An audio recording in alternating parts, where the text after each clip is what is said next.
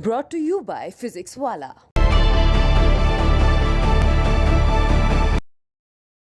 राजस्थान में राज्यसभा की 4 सीटों के लिए 10 जून को मतदान होने हैं।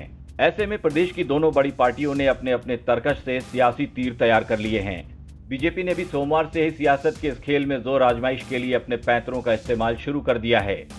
राज्यसभा की 4 सीटों के लिए 5 उम्मीदवारों ने नॉमिनेशन किया है, जिनमें से 3 उम्मीदवार कांग्रेस के और 1 उम्मीदवार बीजेपी का, तो वहीं एक निर्दलीय के तौर पर बिजनेसमैन सुभाष चंद्रा ने अपनी दावेदारी पेश की है। राज्यसभा चुनाव में मतदान के लिए पार्टियों ने अपने अपने विधायकों को लेकर बाड़ेबंदी शुरू कर दी है। सोमवार को बीजेपी ने अपने विधायकों को जयपुर के जामडोली स्थित देवी रतन रिजॉर्ट में ठहराया है। कांग्रेस ने पहले ही अपने विधायकों को लेकर जयपुर के एक होटल में जमावड़ा शुरू कर दिया था, जहां पार्टी अपने नाराज विधायकों के साथ ही निर्दलीय विधायकों की बाड़ेबंदी का पूरा इंतजाम कर रही है। राजस्थान तक ने आपको वो तस्वीरें भी दिखाई हैं जिनमें विधायक होटल में पूरा मनोरंजन करते हुए दिख रहे हैं। राजस्थान में राज्यसभा चुनाव को लेकर इतनी खींचतान क्यों मची है और क्या वजह है जो दोनों ही पार्टियां मतदान से पहले बाड़ेबंदी को मजबूर हैं? तो राज्यसभा चुनाव को लेकर इस सियासी गुणागणित को समझ लीजिए। राजस्थान में राज्यसभा की 4 सीटों के लिए 200 विधायक मतदान करेंगे। राज्यसभा के लिए 4 सदस्यों का चयन होना है और मैदान में है कुल 5 उम्मीदवार, यानी एक सदस्य को जीत के लिए 41 वोट पाने होंगे।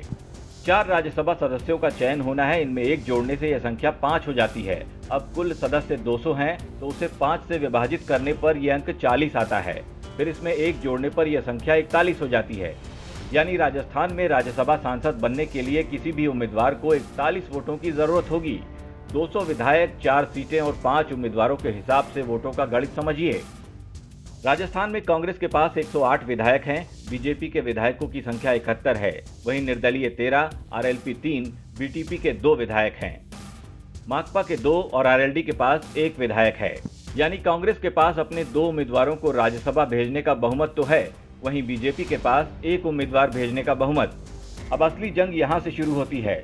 कांग्रेस के तीसरे और बीजेपी समर्थित निर्दलीय उम्मीदवार सुभाष चंद्रा के राज्यसभा पहुंचने को लेकर कांग्रेस के पास अपने 2 उम्मीदवारों को मतदान करने के बाद बचेंगे 26 वोट, जबकि एक उम्मीदवार को जिताने के लिए चाहिए 41 वोट, यानी कांग्रेस को 15 अन्य विधायकों के मतों की जरूरत पड़ेगी।